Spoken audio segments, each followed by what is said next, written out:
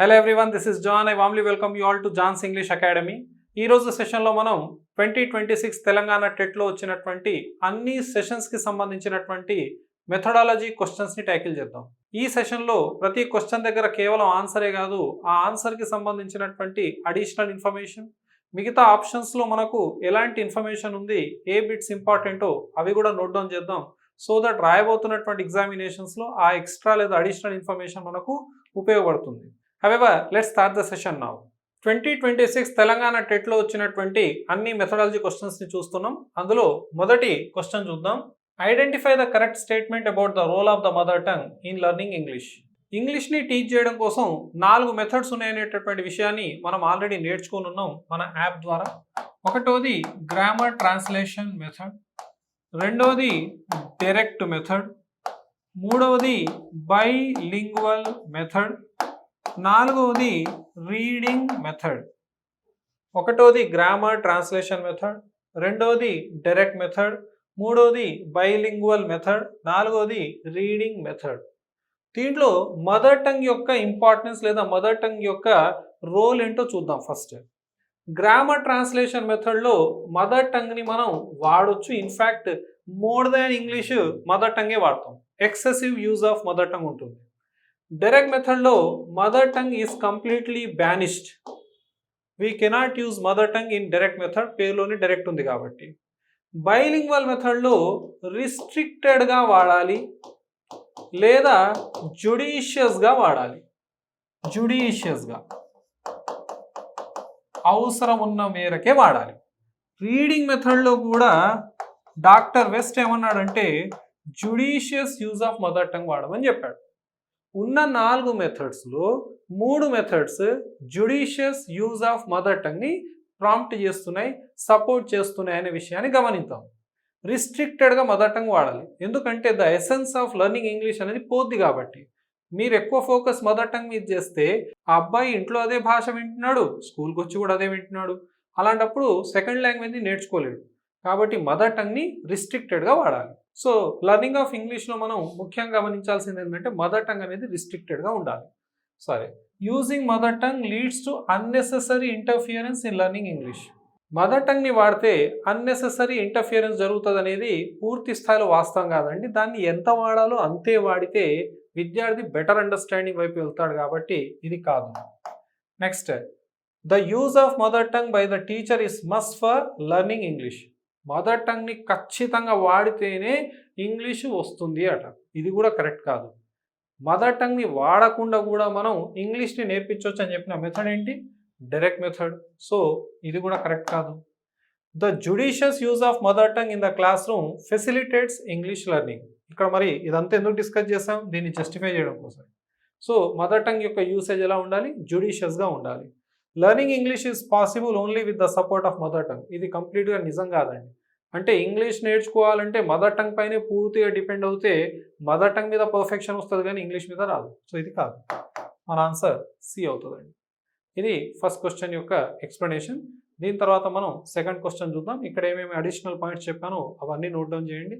Already కోర్సులో ఉన్నటువంటి వాళ్ళు ఎవరైతే తెలంగాణ టెట్కి సంబంధించిన కోర్సులో జాయిన్ అయి ఉన్నారో ఇవి మీరు నేర్చుకున్న అంశాలు. నెక్స్ట్ క్వశ్చన్ చూద్దాం. అంటే ఎవరైతే ఆల్రెడీ ఆ కోర్సులో ఉండి నేర్చుకుని ఉన్నారో ఈ క్వశ్చన్కి ఈజీగా ఆన్సర్ చేస్తుంటారు. ఇదే కాదు, ఇప్పుడు నేను చెప్పబోతున్నటువంటి 2026లో వచ్చినటువంటి టెట్ క్వశ్చన్స్ అని ఆన్సర్ చేయొచ్చు. నెక్స్ట్ క్వశ్చన్ చూద్దాం. In a dictionary the entry usually contains the word, its meaning and a లేదా అండ్ డాష్. ఒక డిక్షనరీలో నేను ఎలా పలికాను దాన్ని? Dictionary. Dictionary is wrong pronunciation. Dictionary is the right pronunciation. ఒక డిక్షనరీలో పదానికి సంబంధించినటువంటి ఏ అంశాలు ఉంటాయి? పదానికి సంబంధించినటువంటి స్పెల్లింగ్ ఉంటుంది, మరియు దానికి సంబంధించినటువంటి సిలబిక్ డివిజన్ ఉంటుంది. స్ట్రెస్ దగ్గర ఇది నేర్చుకున్నాం మనం ఆల్రెడీ. తర్వాత దానికి సంబంధించినటువంటి ప్రొనౌన్సియేషన్ ఉంటుంది, ఫొనెటిక్ సింబల్స్తో సహా ఇస్తాడు. ఆ తర్వాత మనకు ఆ పదం యొక్క మీనింగ్ ఉంటుంది, మరియు అక్కడే మీకు పార్ట్ ఆఫ్ స్పీచ్ కూడా ఉంటుంది, గ్రామాటికల్ క్లాస్ ఉంటుంది. ఆ గ్రామాటికల్ క్లాస్ని జస్టిఫై చేయడం కోసం ఎగ్జాంపుల్స్ ఉంటాయి. ఇవి ఒక డిక్షనరీలో మీరు పదం పక్కకు చూసేటటువంటి అంశాలు. ఆ పదం యొక్క స్పెల్లింగ్ ఉంటుంది, తర్వాత సిలబిక్ డివిజన్ కనబడుతుంది, ప్రొనౌన్సియేషన్ ఉంటుంది, మీనింగ్ ఉంటుంది, గ్రామాటికల్ క్లాస్ నౌనా, వర్బా, అడ్జెక్టివా, తర్వాత దాన్ని జస్టిఫై చేయడం కోసం ఎగ్జాంపుల్స్ ఉంటాయి. ఇక్కడ మీకు ఏం కనబడుతుంది చూడండి, ఫస్ట్ దాంట్లో మీకు ఆన్సర్ ఉంది, ఎగ్జాంపుల్ సెంటెన్స్ ఉంటుంది. మనకు ఎగ్జాంపుల్ సెంటెన్స్ అవసరమా సార్? అవసరం కదండి. ఉదాహరణకు ఫాస్ట్ అనే పదం ఇచ్చాడు అనుకుందాం, డిక్షనరీలో ఫాస్ట్ అనే పదం ఉంది. ఈ ఫాస్ట్ అనే పదం ఎన్ని పార్ట్ ఆఫ్ స్పీచ్లో పనిచేస్తుందో మీరు ఒకసారి చెప్పండి నాకు. మీ మైండ్లో అడ్జెక్టివ్ అని వచ్చింది కదా, గుడ్. యాడ్వర్బ్ అని కూడా వస్తుంది కదా, గుడ్. అది నౌన్ కూడా కదా. ఎలా sir? I am on fast, ఉపవాసం ఉండడాన్ని ఫాస్ట్ అంటాం. సో ఇది నౌన్గా పనిచేస్తుంది. Okay, he is a fast runner. Runner అనేటటువంటిది ఒక నౌన్. ఈ ఫాస్ట్ నౌన్ని డిఫైన్ చేసింది కాబట్టి adjective. Okay, don't run fast. Run అనేటటువంటిది వర్బ్, వర్బ్ని డిఫైన్ చేసింది కాబట్టి ఈ ఫాస్ట్ అనేది యాడ్వర్బ్. ఇలా ఆ పదం యొక్క గ్రామాటికల్ క్లాస్ని చెప్పాలన్నప్పుడు మీకు ఖచ్చితంగా ఏమవసరం వస్తాయి? ఎగ్జాంపుల్స్ అవసరం వస్తాయి అన్నట్టు. మనకు సప్లిమెంటరీ స్కిల్స్లో రెఫరెన్స్ స్కిల్స్ అని ఉంటాయండి. అక్కడ డిక్షనరీ ఎలా వాడాలి, థిజారస్ గురించి, ఎన్సైక్లోపీడియా, తర్వాత క్యాటలాగ్స్ గురించి, కంప్యూటర్ గురించి అక్కడే CALL కాల్ అనే ప్రోగ్రామ్ ఉంటుంది, కంప్యూటర్ అసిస్టెడ్ లాంగ్వేజ్ లెర్నింగ్ అని, తర్వాత CAI ఉంటుంది, కంప్యూటర్ అసిస్టెడ్ ఇన్స్ట్రక్షన్స్ అని. ఈ రకంగా మనం రెఫరెన్స్ స్కిల్స్ దగ్గర డిస్కస్ చేసి నేర్చుకొని ఉన్నాం. సో ఇది మనకు ఆప్షన్ ఏ ఆన్సర్గా అవుతుంది. స్టోరీ కానీ, టేబుల్ కానీ, పోమ్ కానీ ఇలాంటివి డిక్షనరీలో ఉండవండి. సో మన ఆన్సర్ ఏ అవుతుంది. నెక్స్ట్ క్వశ్చన్ చూద్దాం. In English the process of formative assessment is conducted. Formative అసెస్మెంట్ని ఎప్పుడు కండక్ట్ చేయాలి? మనకు అసెస్మెంట్లు రెండు ఉన్నాయి. ఒకటోది ఫార్మేటివ్ అసెస్మెంట్, రెండవది సమ్మేటివ్ అసెస్మెంట్ అని. ఫార్మేటివ్ అసెస్మెంట్ని అసెస్మెంట్ ఫర్ లెర్నింగ్ అంటారు. అసెస్మెంట్ ఫర్ లెర్నింగ్ని ఫార్మేటివ్ అసెస్మెంట్ అంటారు. అదే సమ్మేటివ్ అసెస్మెంట్ని అసెస్మెంట్ ఆఫ్ లెర్నింగ్ అంటారు. ప్రతిరోజు క్లాస్ రూమ్ ట్రాన్సాక్షన్లో మీరు చేసేటటువంటిది formative assessment. It is the integral part of every classroom transaction. అందుకే CCEలో కంటిన్యూస్ కాంప్రహెన్సివ్ ఇవాల్యుయేషన్ ఎందుకన్నామంటే, ఫస్ట్ కంటిన్యూస్ అనే పేరు వచ్చింది చూసారా, అంటే ప్రతిరోజు ప్రతి క్లాస్లో జరుగుతున్నటువంటి మనకు ఇవాల్యుయేషనే continuous comprehensive. Comprehensive means all aspects, scholastic, co scholastic, అర్థమైందా? కరికులరు, కో కరికులర్ విషయాలను కూడా టెస్ట్ చేస్తాం CCEలో. హవెవర్ ఇక్కడ అసెస్మెంట్ ఫర్ లెర్నింగ్, లెర్నింగ్ కొరకు చేసేటటువంటి అసెస్మెంట్ని ఫార్మేటివ్ అసెస్మెంట్ అంటారు. అసెస్మెంట్ ఆఫ్ లెర్నింగ్ అంటే ఏదైతే లెర్నింగ్ అయిపోయిందో దాని యొక్క అసెస్మెంట్ని సమ్మేటివ్ అసెస్మెంట్ అంటారు. సో ఇక్కడ మనల్ని అడిగింది ఫార్మేటివ్ అసెస్మెంట్ ఎప్పుడు జరుగుతుంది? ప్రతి క్లాస్ రూమ్ ట్రాన్సాక్షన్లో జరుగుతుందని గుర్తుపెట్టుకోండి. సార్ ట్రాన్సాక్షన్ అంటే ఏంటి సార్? మెథడాలజీలో టీచింగ్ లెర్నింగ్ని ట్రాన్సాక్షన్ అంటారు. హవెవర్ ఆన్సర్ ఎక్కడ ఉంది చూడండి, during the teaching and learning process of the lesson answer అవుతుంది. ఇలా మనం అర్థం చేసుకొని ఆన్సర్ చేయాల్సి ఉంటుందండి ఈ క్వశ్చన్స్కి. సో అడిషనల్ ఇన్ఫర్మేషన్ ఇక్కడ ఉంది, ఆన్సర్ అక్కడ కనబడుతుంది. ఇక్కడ during the teaching and learning process of the lesson జరిగేది ఏంటి? FA అని గుర్తుపెట్టుకోండి. నెక్స్ట్ క్వశ్చన్ చూద్దాం. The main purpose of using story telling as a pedagogical tool in the primary level. Story టెల్లింగ్ని మనం ఒక పెడగాజికల్ టూల్గా ప్రైమరీ లెవెల్లో వాడుతున్నాం. ఓకేనా? సో ఏంటిది దాని యొక్క పర్పస్? ఫస్ట్ దీని ప్రొనౌన్సియేషన్ చూడండి, పెడగాజీ, పెడగాజికల్, పెడగాగి కాదు. ప్రొనౌన్సియేషన్ సరి చేసుకోవాలి. మనం ఎలా పలికితే మన స్టూడెంట్స్ కూడా అలానే పలుకుతారు, అలానే నేర్చుకుంటారండి. ఎంత వీలైతే అంత మనం ప్రొనౌన్సియేషన్ని కరెక్ట్ చేద్దాం. ఎక్కడో చోటు మిస్టేక్స్ అవుతాయి, కానీ ఎక్కడైతే మనకు సరి చేసుకునే ఛాన్స్ ఉందో దాన్ని సరి చేసుకోవచ్చు అండి. ఎందుకంటే మనం నేటివ్ స్పీకర్స్ కాదు. ఓకే, ఎక్కడో చోటు మిస్టేక్స్ చేస్తాం, దాన్ని మనం సరి చేసుకుంటూ వెళ్ళాలి. హవెవర్ అది పెడగాజికల్ టూల్. పెడగాజికల్ టూల్గా వాడతాం. దేనికోసం వాడతాం? చిన్నపిల్లలకు మీరు స్టోరీని చెప్తున్నారు అని అంటే మీరు చెబుతూ ఉంటారు, వాళ్ళు వింటూ ఉంటారు. వాళ్ళకి ఎంత ఇంట్రెస్ట్ ఉంటుందో ఆలోచించండి స్టోరీస్ చెప్తుంటే. అందుకే చిన్నగా ఉన్నప్పుడు మనం నాన్ డీటెయిల్ని ఎక్కువగా వినేవాళ్ళం. అందులో ఒక స్టోరీ బాగా ఇంట్రెస్టింగ్గా ఉండేది కదా. ఏ స్టోరీ అయితే కంటిన్యూస్గా మనం వింటూ ఉండేవాళ్ళం నాన్ డీటెయిల్లో, ఒక నిజంగానే ఆలోచిస్తే ఆ రోజుల్లో మనం స్టోరీ టెల్లింగ్ టీచర్ చేస్తున్నప్పుడు మనం వినడానికి ఎక్కువగా దానికి ప్రయారిటీ ఇచ్చేది. సో ఇక్కడ రెండు విషయాలు జరుగుతూ ఉన్నాయి. స్టోరీ టెల్లింగ్ యొక్క ముఖ్య ఉద్దేశం విద్యార్థి యొక్క లిస్నింగ్ స్కిల్స్ని డెవలప్ చేయడం. హీ లిసన్స్ అటెంటివ్లీ కదా. So answer listening and speaking skills అని గుర్తుపెట్టుకోండి. ఇది story telling basic question.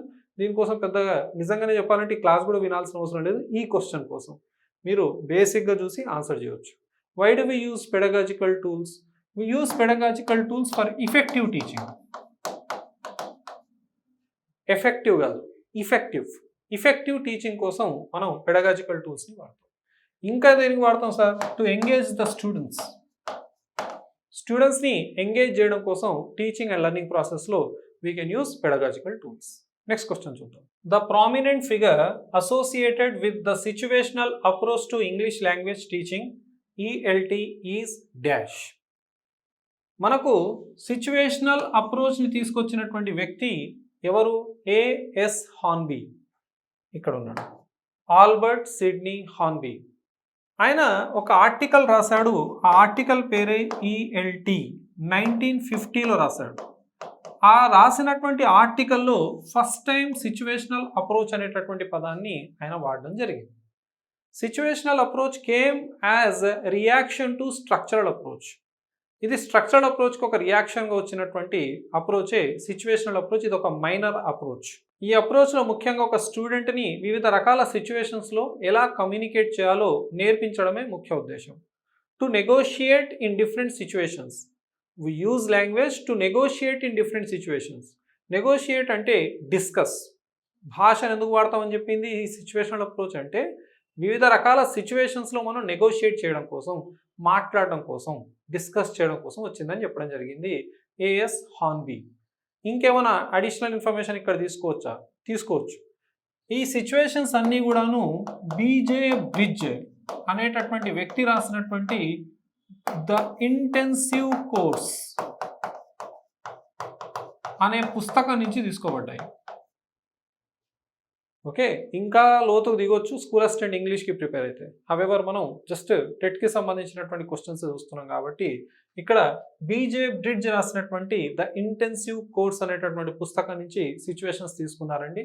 School దగ్గర ఎలా మాట్లాడాలి, ఓకేనా, ఎట్ ద థియేటర్ ఎలా మాట్లాడాలి, ఎట్ ద షాపింగ్ మాల్లో ఎలా మాట్లాడాలి, ఇలా వేరియస్ సిచ్యువేషన్స్ని ఎలా మనం ట్యాకిల్ చేయాలి రియల్ లైఫ్లో అనేది సిచ్యువేషనల్ అప్రోచ్ చెప్తుంది. తీసుకొచ్చిన వ్యక్తి పేరు ఆల్బర్ట్ సిడ్నీ హార్న్బీ. ఈయననే A.S. హార్న్బీ అంటారు. నెక్స్ట్ కొన్ని పేర్లు ఉన్నాయి, వాళ్ళ గురించి కూడా చూద్దాం. నామ్ చామ్స్కీ తీసుకొచ్చినటువంటి అప్రోచే CLT, కమ్యూనికేటివ్ లాంగ్వేజ్ టీచింగ్. దీన్నే కమ్యూనికేటివ్ అప్రోచ్ అంటారు. దీన్ని 1957లో తీసుకురావడం జరిగింది నామ్ చామ్స్కీ. ఇంకా నామ్ చామ్స్కీ గురించి ఎక్కడ నేర్చుకోవచ్చు? కంపిటెన్స్ అనే పదం దగ్గర. ఇతడు కంపిటెన్స్ అనేటటువంటి పదాన్ని, పర్ఫార్మెన్స్ అనేటటువంటి పదాలను ఇంగ్లీష్ మెథడాలజీకి ఇవ్వడం జరిగింది. కంపిటెన్స్ అంటే రూల్స్ని మాస్టర్ చేయడాన్ని కంపిటెన్స్ అంటారు. నేర్చుకున్నటువంటి రూల్స్ని రియల్ సిచ్యువేషన్స్లో యూస్ చేయడాన్ని పర్ఫార్మెన్స్ అంటారని ఈయన చెప్పడం జరిగింది. Competence, performance. సార్ ఎక్కడో డెల్హైమ్స్ కంపిటెన్స్ గురించి చెప్పినట్టు నాకు గుర్తు సార్. అది కమ్యూనికేటివ్ కంపిటెన్స్ గురించి చెప్పాడు డెల్హైమ్స్ 1972లో. దానికంటే 5 సంవత్సరాల ముందే కంపిటెన్స్, పర్ఫార్మెన్స్ గురించి చెప్పాడు Noam Chomsky in 1965. Next E.L. Thorndike. ఈ థార్న్డైక్ అనే వ్యక్తి ఎక్కడ ఇంగ్లీష్ మెథడాలజీలో మనకు కనబడతాడంటే థార్న్డైక్ LORG లార్జ్ అనేటటువంటి వ్యక్తితో కలిసి ద టీచర్స్ వర్డ్ బుక్ని కంపైల్ చేయడం జరిగింది. సో అక్కడ థార్న్డైక్ వస్తాడు. నెక్స్ట్ జీన్ పియాజే. ఈయన జీన్ పియాగెట్ కాదు, జీన్ పియాజే. జీన్ పియాజే తీసుకొచ్చినటువంటి అప్రోచ్ ఏదైతే ఉందో అది కన్స్ట్రక్టివిస్ట్ అప్రోచ్. ఈయన తీసుకొచ్చిన అప్రోచ్ పేరు ఇది. కన్స్ట్రక్టివిస్ట్ అప్రోచ్ CLTకి సపోర్ట్ చేస్తూ వచ్చినటువంటి అప్రోచ్. CLTని అది సపోర్ట్ చేసింది, కాంప్లిమెంట్ చేసింది. CLTలో ఇది ముఖ్యంగా స్టూడెంట్ సెంటర్డ్ ఉన్నటువంటి టీచింగ్ని చేయమని చెప్తుంది సిఎల్టీ. సిమిలర్ టీచింగ్ గురించి మాట్లాడింది కూడా కన్స్ట్రక్టివిస్ట్ అప్రోచ్, ఎందుకంటే దానికి సపోర్టివ్గా వచ్చింది. Knowledge builds on existing knowledge అన్నాడు జీన్ పియాజే. ఆ ఎగ్జిస్టింగ్ నాలెడ్జ్ని స్కీమా అంటారు. అంటే ఏంటి సార్? ఫాస్ట్ అనే పదం ఇంతకుముందు రాశాను. ఫాస్ట్ అనే పదం యొక్క మీనింగ్ మీకు వచ్చు కదా. ఫాస్ట్ అనే పదం ఒక అడ్జెక్టివ్గా వాడబడుతుంది, లేదా యాడ్వర్బ్గా వాడబడుతుంది, నౌన్గా వాడబడుతుంది. అందులో మీకు ఆల్రెడీ అడ్జెక్టివ్గా వాడబడుతుందని తెలుసు, యాడ్వర్బ్గా వాడబడుతుంది, లేదనంటే మనకు నౌన్గా వాడబడుతుందని తెలియదు అనుకుందాం. ఆల్రెడీ మీకు తెలిసిందేంటి? ఫాస్ట్ అనేది అడ్జెక్టివ్గా వాడబడుతుంది. దానిపైన నేనేం చేశాను? అది నౌన్గా వాడబడుతుంది, యాడ్వర్బ్గా కూడా వాడబడుతుంది అనే నాలెడ్జ్ని బిల్డ్ చేశాను. ఆల్రెడీ మీకు వచ్చిన నాలెడ్జ్ని చూసారా? దాన్ని మెథడాలజీలో స్కీమా అంటారు. చెప్పిన వ్యక్తి జీన్ పియాజే. అంటే నేను జస్ట్ ఆన్సర్ పెట్టడం క్షణాల్లో పని, కానీ ఇంత ఇన్ఫర్మేషన్ మనం ఇక్కడి నుంచి తీసుకోవచ్చు. దెన్ నెక్స్ట్ క్వశ్చన్ చూద్దాం. Basic question. In the primary class rooms rhymes help children to dash. Rhymes ఏం చేస్తాయి, ఎలా హెల్ప్ చేస్తాయి? ఇంగ్లీషు భాష మనకు నిజంగానే గుర్తుందంటే ట్వింకిల్ ట్వింకిల్ లిటిల్ స్టార్ నుంచి. ప్రొనౌన్సియేషన్ని టీచ్ చేయడం కోసం రైమ్స్ని తీసుకురావడం జరిగింది. సౌండ్ ఉంటుంది, సౌండ్స్ మీద అవగాహన కోసం. సార్ నేనేమనుకున్నానంటే ప్రొనౌన్సియేషన్ కాదు, మెమరీ కోసం అని. ఏదైతే ప్రొనౌన్సియేషన్లో రిథమ్ ఉందో ఆ రిథమే మీకు గుర్తుంటుంది. అందుకే 20 లైన్ల పాట గుర్తుంటుంది. 10 లైన్లు చదివితే మెథడాలజీలో ఏది గుర్తుండట్లేదు. ఎందుకంటే ఈ 10 లైన్ల మెథడాలజీలో రైము లేదు, రిథము లేదు. పాటలో రైము ఉంది, రిథము ఉంది. ప్రొనౌన్సియేషన్ ఎక్కడ ప్రాపర్గా ఉంటుందో అది ఎక్కువ రోజులు గుర్తుంటుంది కదా, సౌండ్ ఉంది కదా అందులో. సో ఎప్పుడైనా గుర్తుపెట్టుకోండి, రైమ్స్ అనేవి ప్రొనౌన్సియేషన్ డెవలప్ చేయడం కోసం వాడతాం. So to improve pronunciation. Basic question, basic answer. Next question చూద్దాం. Indian in blood and colour but English in taste, in opinions, in morals and in intellect అనేటటువంటి స్టేట్మెంట్ ఎవరిది? You can be Indians in your blood and colour. మీరు ఇండియన్స్గా ఉండొచ్చు blood and కలర్లో, కాకపోతే English అనేటటువంటిది మీ టేస్ట్లో, ఒపీనియన్స్లో, మోరల్స్లో, ఇంటలెక్ట్లో ఉండాలి అని చెప్పినటువంటి వ్యక్తి ఎవరు? బిఫోర్ ఇండిపెండెన్స్కి సంబంధించినటువంటి స్టేట్మెంట్. ఈ స్టేట్మెంట్ ఇచ్చింది లార్డ్ మెకాలే. ఓకేనా? బ్యాబింగ్టన్ మెకాలే ఈ స్టేట్మెంట్ ఇవ్వడం జరిగింది. మెకాలే మినిట్స్లో పొందుపరచడం జరిగింది, రాయడం జరిగింది. ఈ మెకాలే మినిట్స్ ఎప్పుడు రికార్డ్ చేశారు అని అంటే 2 ఫిబ్రవరికి, సబ్మిట్ అయింది మాత్రం 9th మార్చ్కి. సబ్మిట్ చేసింది ఎవరికి సార్ అని అంటే విలియం బెంటింగ్కి. మెకాలే అనేటటువంటి వ్యక్తి తను ఇంగ్లీష్కి సంబంధించినటువంటి ఎలాంటి సజెషన్స్ ఇవ్వాలనుకున్న ఆ సజెషన్స్ అన్నీ కూడాను విలియం బెంటింగ్కి పంపించడం జరిగింది. మెకాలే మినిట్స్ని turning point of English education in India అంటారు. గుర్తుపెట్టుకోండి, turning point. And it proclaimed official language policy. దీనికంటే ముందు 1813లో మనకు ఒక చార్టర్ వచ్చింది, sanction to teach English in India. ఇండియాలో ఇంగ్లీష్ని టీచ్ చేయడం అనేటటువంటిది పర్మిషన్ ఇవ్వడం జరిగింది. అది చార్ల్స్ గ్రాంట్ ఆధ్వర్యంలో వచ్చింది 1813లో. అక్కడ కేవలం ఇంగ్లీష్ ఒక సబ్జెక్ట్గా వచ్చింది. కానీ 1835 మెకాలే మినిట్స్ ద్వారా ఇంగ్లీష్ అనేది ఒక అఫీషియల్ లాంగ్వేజ్గా వచ్చేసింది. It proclaimed official language policy in India అని గుర్తుపెట్టుకోండి. ఇంగ్లీష్ మీడియం స్కూల్సే వచ్చేసాయి.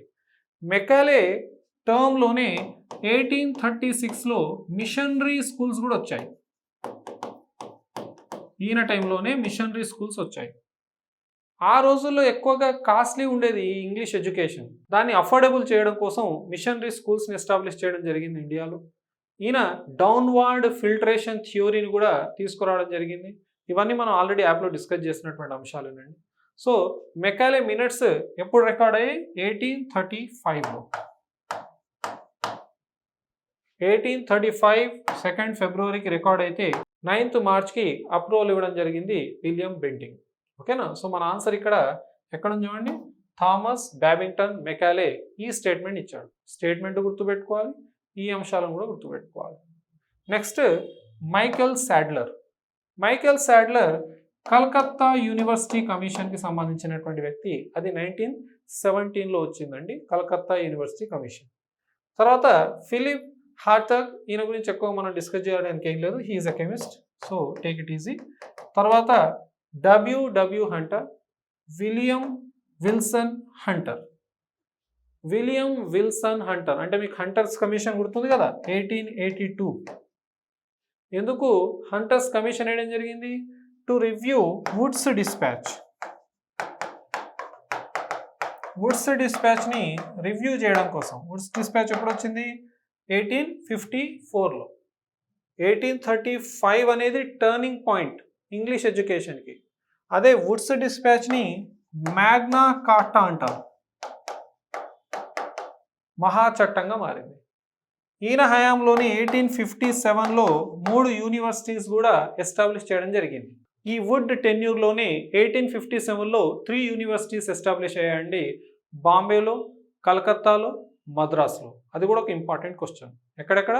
బాంబేలో, కలకత్తాలో, మద్రాసులో ఈ వుడ్స్ డిస్పాచ్ అంటే ఈ వుడ్ యొక్క టెన్యూర్లోనే అక్కడ 3 యూనివర్సిటీస్ వచ్చాయి.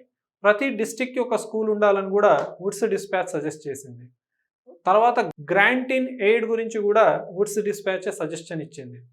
తర్వాత ఆడవాళ్లకు వొకేషనల్ ఎడ్యుకేషన్ ఇవ్వమని కూడా చెప్పింది. ఓకేనా? It recommended vocational education for women. William Wilson Hunter ఆధ్వర్యంలో వచ్చినటువంటి ఏదైతే ఎడ్యుకేషన్ కమిషన్ ఉందో లేదా హంటర్స్ కమిషన్ ఉందో అదేం సిఫార్సు చేసిందంటే విమెన్కి ఏదైతే వొకేషనల్ ఎడ్యుకేషన్ తీసుకురావడం జరిగిందో వుడ్స్ డిస్పాచ్ అది అక్కర్లేదు, తీసేయమని చెప్పడం జరిగింది. ఆ తర్వాత చాలా సంవత్సరాలకు అబార్ట్ అండ్ వుడ్ రిపోర్ట్లో మళ్ళీ ఆడవాళ్లకు వొకేషనల్ ఎడ్యుకేషన్ని స్టార్ట్ చేశారండి 1937లో. ఇక్కడ 1882లో విత్డ్రా చేయడం జరిగింది. రికమెండ్ చేసింది మాత్రం వుడ్స్ డిస్పాచ్ 1854లో ఆడవాళ్ళకు వొకేషనల్ ఎడ్యుకేషన్ ఇవ్వమని. మరి విలియం విల్సన్ హంటర్ రివ్యూ చేసేసి అక్కర్లేదని చెప్పారు. సో ఇక్కడ ఎన్ని క్వశ్చన్స్ ఉన్నాయి? టు రివ్యూ వుడ్స్ డిస్పాచ్ ఏ కమిషన్ వేశారంటే హంటర్స్ కమిషన్. ఏ సంవత్సరం అంటే 1882. మ్యాగ్నా కార్టా అని దేనంటారంటే వుడ్స్ డిస్పాచ్. టర్నింగ్ పాయింట్ అని దేనంటారు ఇంగ్లీష్ ఎడ్యుకేషన్లో అంటే మెకాలే మినిట్స్. అఫీషియల్ లాంగ్వేజ్ పాలసీని తీసుకొచ్చింది ఎవరంటే మెకాలే మినిట్స్. మిషనరీ స్కూల్స్ని తీసుకొచ్చింది ఎవరు? మెకాలే, లార్డ్ మెకాలే, బ్యాబింగ్టన్ మెకాలే అంటాం. అవునా? మిషనరీ స్కూల్స్ తీసుకురావడం, తర్వాత డౌన్వర్డ్ ఫిల్టరేషన్ థియరీని కూడా ఆయన ప్రపోజ్ చేయడం జరిగింది. చెప్పుకుంటూ వెళ్తే చాలా విషయాలు ఉంటాయండి, ఆల్రెడీ మీకు ఇవన్నీ టీచ్ చేసినవి. సో ఇది ఈ క్వశ్చన్కి సంబంధించినటువంటి ఎక్స్ప్లెనేషన్. నెక్స్ట్ క్వశ్చన్ చూద్దాం. The best suited to give commands is. Commands ఇవ్వడం కోసం ఏ ఇంటోనేషన్ని వాడాలనేది క్వశ్చన్ అండి. ఇక్కడ గుర్తుపెట్టుకోవాల్సిన విషయం ఏంటంటే స్టేట్మెంట్స్ని కానీ WH క్వశ్చన్స్ని కానీ కమాండ్స్ని కానీ last item in a list, తర్వాత క్వశ్చన్ ట్యాగ్స్ని కానీ, ఈ క్వశ్చన్ ట్యాగ్స్ దగ్గర సీకింగ్ అగ్రిమెంట్, ఎప్పుడైతే మీరు అవతల వ్యక్తితో సమ్మతించడం కోసం లేదా మీరు చెప్పింది కరెక్టే కదా అని చెప్పడం కోసం వాడే question tags. Statements, WH questions, commands, last item in a list కావచ్చు, లేదంటే క్వశ్చన్ ట్యాగ్స్, ఇవన్నీ ఏ ఇంటోనేషన్లో ఉండాలని నేర్పించాను మీకు? ఫాలింగ్ ఇంటోనేషన్లో. ఎక్కడుంది? ఇది మీ ఆన్సర్. ఇవన్నీ ఎక్స్ప్లెయిన్ చేయాలంటే it takes me half an hour అండి, more than half an hour అవుతుంది, ఎందుకంటే అది మొత్తం చాప్టర్ అయిపోద్ది. ఓకే, కాకపోతే ఇక్కడ మన ఆన్సర్ ఏంటో మనం తెలుసుకోవాలి. దాంతోపాటు ఇంకేమైనా అంశాలు ఉన్నాయా అని చూసుకుంటే మీకు ఒక ఐడియా వస్తుంది. స్టేట్మెంట్స్ తెలుసు కదా, సబ్జెక్ట్తో స్టార్ట్ అయ్యి ఫుల్ స్టాప్తో ఎండ్ అవుతాయి. WH క్వశ్చన్స్ WH వర్డ్తో స్టార్ట్ అవుతాయి, క్వశ్చన్ మార్క్తో ఎండ్ అవుతాయి. కమాండ్స్ చేస్తున్నప్పుడు shut the door, shut the door. మనం ఆర్మీ కమాండ్ చేస్తుంది, ఎక్కువగా ఆర్మీ ఆఫీసర్స్ కమాండ్ చేస్తారు, అలాంటివి కూడా మనం గుర్తుపెట్టుకోవాలి. ఇట్ డిపెండ్స్, మళ్ళీ నేను టైప్స్ ఆఫ్ సెంటెన్సెస్లోకి వెళ్ళాల్సి వస్తుంది, అక్కడి నుంచి చాలా ఇన్ఫర్మేషన్ మీకు ఇవ్వాల్సి వస్తుంది. అవన్నీ నేను ఆల్రెడీ మీకు నేర్పించాను. హవెవర్ మన ఆన్సర్ ఇక్కడ కమాండ్స్ని ఏ ఇంటోనేషన్లో చెప్పాలి? ఫాలింగ్ ఇంటోనేషన్లో చెప్పాలి. నెక్స్ట్ క్వశ్చన్ చూద్దాం. The main purpose of using translanguaging in classroom is dash. Translanguaging అంటే ఏంటి? ట్రాన్స్ లాంగ్వేజింగ్ అంటే to take the help of one language in order to understand another language. ఇంకొక భాష నేర్చుకోవడం కోసం ఒక భాష యొక్క హెల్ప్ తీసుకోవడాన్ని ట్రాన్స్ లాంగ్వేజింగ్ అంటారు. ప్రస్తుతం మనం చేస్తుంది అదే. ఇంగ్లీష్ మెథడాలజీని నేను మీకు అర్థమయ్యేటట్టు తెలుగులో ఎక్స్ప్లెయిన్ చేస్తున్నాను చూసారా, అదే ట్రాన్స్ లాంగ్వేజింగ్. ఓకే, ఇది ఎక్కువగా మల్టీలింగ్వలిజంలో జరుగుతుంది. మల్టీలింగ్వలిజంలో జరిగేటటువంటిదే ట్రాన్స్ లాంగ్వేజింగ్ అని గుర్తుపెట్టుకోండి. Taking help of one language in learning the other అనేది అక్కడ ఆన్సర్ అవుతుంది. రెండు భాషల్ని నేర్చుకుంటే బైలింగ్వలిజం, అంతకంటే ఎక్కువ భాషల్ని నేర్చుకుంటే మల్టీలింగ్వలిజం అంటారు. డన్. నెక్స్ట్ క్వశ్చన్ చూద్దాం. The main focus of the lexical approach is on dash. ఎంత ఈజీ క్వశ్చన్, ఎప్పుడు ఈజీ? ఈ పదం యొక్క మీనింగ్ తెలిస్తే. మెథడాలజీలో లెక్సికల్ అంటే వొకాబులరీ. వెతికితే ఎక్కడ కనబడుతుంది? Answer B. ఇక్కడ grammar rules and accuracy in writing గురించి మాట్లాడేది లెక్సికల్ కాదు. ఇక్కడ మీరు గ్రామర్ గురించి రూల్స్ గురించి మాట్లాడుతున్నది అని అంటే అది గ్రామర్ యొక్క ఫార్మల్ గ్రామర్ అనుకోవచ్చు, రూల్స్ గురించి మాట్లాడుతున్నటువంటి గ్రామర్. యాక్యురసీ ఇన్ రైటింగ్ గురించి మాట్లాడుతుంది. ఇది లెక్సికల్ అంటే పదానికి సంబంధించింది, పదాలకు సంబంధించినటువంటి పార్ట్స్కి సంబంధించింది, దాన్ని మనం చంక్స్ అంటాం. తర్వాత కొలొకేషన్స్. కొలొకేషన్ అంటే కాంబినేషన్ ఆఫ్ వర్డ్స్, 2 పదాలను 3 పదాలను కలిపి వాడడాన్ని కొలొకేషన్ అంటారు. Okay. For a while, wait for a while. For a while ఒక కొలొకేషన్. మనకు ఆల్రెడీ గ్రామర్లో కొలొకేషన్స్ ఉంటాయి. ఈ కొలొకేషన్స్ అన్నీ కూడాను మనకు టెక్స్ట్ బుక్స్లో కూడా మెన్షన్ చేయడం జరిగింది. టేక్ ఏ బాత్, ఇదొక కొలొకేషన్. ఫాస్ట్ ఫుడ్, ఇదొక కొలొకేషన్. ఏం లేదండి, కాంబినేషన్ ఆఫ్ వర్డ్స్ని కొలొకేషన్ అంటారు. పదాలకు సంబంధించిందే కదా, ఆన్సర్ బి అవుతుంది. డ్రిల్స్, మెమరైజేషను, రిపిటీషను, ఇది స్ట్రక్చర్స్కి సంబంధించింది, అంటే సెంటెన్సెస్కి సంబంధించింది. లెక్సికల్ అంటే సెంటెన్సెస్ కాదు, పదాలకు సంబంధించినటువంటి syllabus. Next sentence structures and forms, మళ్ళీ కనబడుతుంది దేనికి సంబంధించింది? సెంటెన్స్కి సంబంధించింది. గ్రామర్ రూల్స్ దేనికి సంబంధించిన syllabus? Grammatical syllabus. Grammatical approach మనకు కావాల్సిన అప్రోచ్ లెక్సికల్ అప్రోచ్. లెక్సికల్ అంటే వొకాబులరీ అని గుర్తుపెట్టుకోండి. నెక్స్ట్ క్వశ్చన్ చూద్దాం. Among the following what changes would you make? ఈ క్వశ్చన్ కొంచెం రాంగ్ టైప్ అయిందండి. ఇది what changes would you make కాదు, ఇది which is a factual question.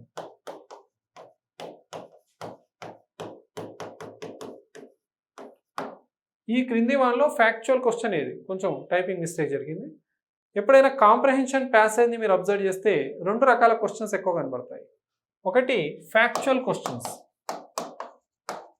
2 inferential questions. ఒకటోదేమో ఫ్యాక్చువల్, రెండోదేమో ఇన్ఫరెన్షియల్.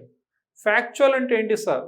మనకు స్కూల్లో చదువుకునే రోజుల్లో ఇది ఒక ఆపద్బాంధవుడు బిట్.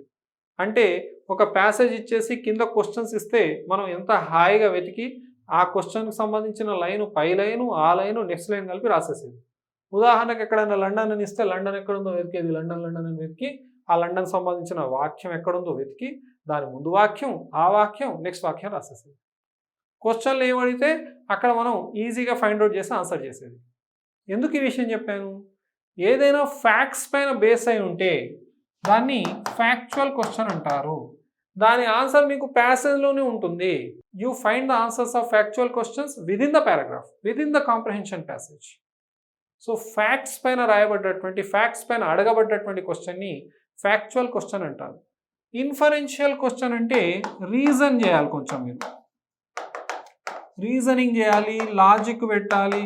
ఓకేనా? It is not there in the passage అని గుర్తుపెట్టుకోండి. The answer is not available in the paragraph. Such question is known as inferential question. ఇప్పుడు ఇక్కడ చూద్దాం. If you were in charge what changes would you make? ఒకవేళ మీరు incharge అయితే ఏమేం changes చేస్తారు? దాని ఆన్సర్ పారాగ్రాఫ్లో ఉంటుందా చెప్పండి? ఉండదు. అంటే ఇది ఎలాంటి క్వశ్చన్ అన్నట్టు? Inferential question. మనకు కావాల్సింది ఫ్యాక్చువల్.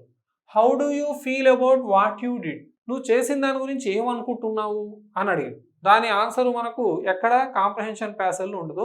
ఏ వ్యక్తి కూడా మీకు ఆన్సర్ చెప్పడు, మీకై మీరే ఆలోచించుకొని ఆన్సర్ ఇవ్వాలి కదా. ఇది కమ్యూనికేషన్ కూడా వర్తిస్తుంది. కాంప్రహెన్షన్ పారాగ్రాఫ్ అని ఎందుకు చెప్తున్నానంటే మనం స్కూల్కి సంబంధించినటువంటి మెథడాలజీ గురించి మాట్లాడుతున్నాం కాబట్టి. If you take it into general life, then factual question means something which is asked on the facts. Inferential means something which is out of the box, which is not part of the facts. It is truly related to your your feelings, your thought process. ఒకవేళ అది స్పోకెన్లో మిమ్మల్ని అడిగితే, however, how do you feel about what you did కూడా ఏమవుతుంది? Inferential question అవుతుంది. Which type of soil is best suited for growing cotton? కాటన్ని grow చేయడం కోసం ఎలాంటి సాయిల్ బాగుంటుంది? ఇది ఫ్యాక్ట్స్ గురించి మాట్లాడుతుంది. మన ఆన్సర్ సి. ఇది. Do you prefer coffee or tea? Sir టీనో కాఫీనో చెప్పేద్దాం సార్, ఈజీ అయిపోద్ది కదా. కింద ఏది ఉంది చూడండి, జస్టిఫై యువర్ చాయిస్. ఎందుకు టీ కావాలి, ఎందుకు కాఫీ కావాలనేది మీరు జస్టిఫై చేయాలట. మరి అలాంటి క్వశ్చన్కి ఆన్సర్ పారాగ్రాఫ్లో ఉండదు, లేదా మీ సొంత ఫీలింగ్స్ సొంత థాట్స్తో చెప్పాల్సి వస్తుంది. కాబట్టి ఇది కూడా ఏమవుతుంది, ఇన్ఫరెన్షియల్ క్వశ్చన్ అవుతుంది. సో మన ఆన్సర్ ఇక్కడ సి. ఇది ఫ్యాక్చువల్ ఇన్ఫరెన్షియల్ మధ్యలో ఉన్నటువంటి డిఫరెన్స్. నెక్స్ట్ క్వశ్చన్ చూద్దాం.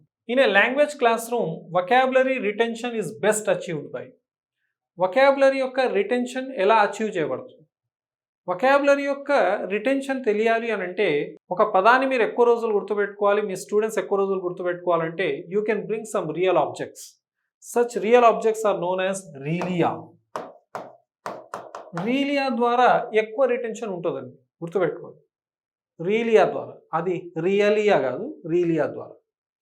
ఆ తర్వాత అంటే రీలియా అంటే ఏంటిది, రియల్ ఆబ్జెక్ట్స్. ఏదైనా సరే ఒక విద్యార్థి రియల్ ఆబ్జెక్ట్స్ని చూసినప్పుడు ఎక్కువ రోజులు ఆ పదాన్ని గుర్తుపెట్టుకుంటాడు. సో రీలియా ద్వారా గుర్తుపెట్టుకోవచ్చు. నెక్స్ట్ ఏదైనా సరే రిపిటీషన్ ద్వారా కూడా పదాలను నేర్చుకోవచ్చు, పదాలను గుర్తుపెట్టుకోవచ్చు. రిటెన్షన్ అవుతుంది రిపిటీషన్ ద్వారా. దాన్ని మనం వివిధ కాంటెక్స్ట్లలో తీసుకొని రావాలి. అంటే ఎలా సార్, మీకు ఇదే సెషన్లో నేను ఫాస్ట్ అనే ఒక పదాన్ని చెప్పాను. ఫాస్ట్ని నౌన్ కాంటెక్స్లో నేర్పించాను, ఫాస్ట్ని అడ్జెక్టివ్ కాంటెక్స్లో నేర్పించాను, ఫాస్ట్ని యాడ్వర్బ్ కాంటెక్స్లో నేర్పించాను. ఫాస్ట్ అంటే అది నౌన్ అయినప్పుడు క్విక్ అనే మీనింగ్ ఇవ్వదు. ఫాస్ట్ అంటే ఉపవాసం ఉండడం, to be without having food. అవునా?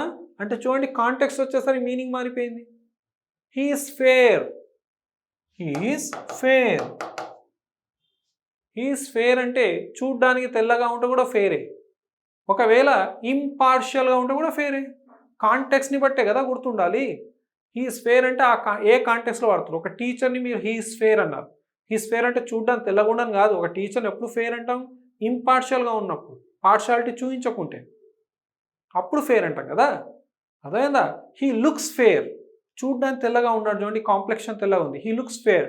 ఇలా కాంటెక్స్ట్ ద్వారా మీరు పదాలను నేర్పిస్తే విద్యార్థికి ఎక్కువ రోజులు గుర్తుంటాయి. అలాంటి ఆప్షన్ ఎక్కడ ఉంది చూడండి, using the words in the context అని గుర్తుపెట్టుకోండి.